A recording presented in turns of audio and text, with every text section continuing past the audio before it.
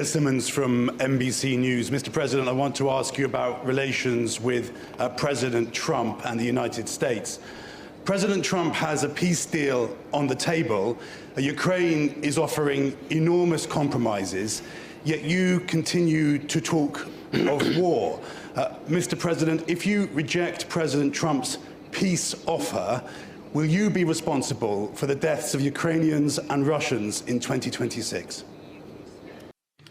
We do not consider ourselves responsible for the death of people. It wasn't us who started this war. This war began after the coup d'etat, anti-constitutional coup d'etat, armed coup d'etat that happened in 2014, and the start of fighting on the part of the Kyiv regime heads against their own people in the southeast of Ukraine. On our part, we stopped short of recognizing the autonomy independence of the then breakaway republics of Donetsk and Lugansk. And after we had been deceived and the Minsk arrangements hadn't been implemented, we had to resort to the armed forces to conclude that war that had been started by the Kyiv regime with the support of the Western countries.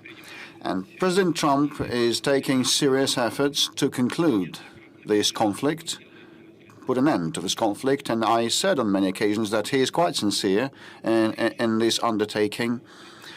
And moreover, during the meeting with President Trump in Anchorage, we agreed upon and virtually approved the proposals of President Trump. So saying that we reject anything is inappropriate and has no grounds.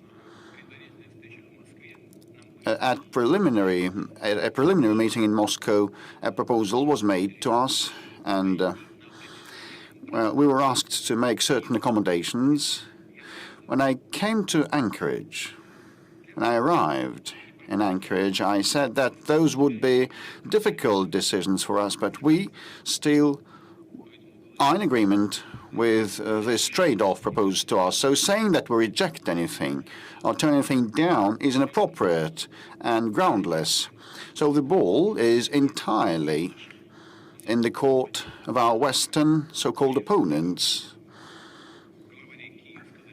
the chiefs of Kyiv regime, most importantly, and their European sponsors. We are ready for talks, and we're ready to conclude the conflict by peaceful means.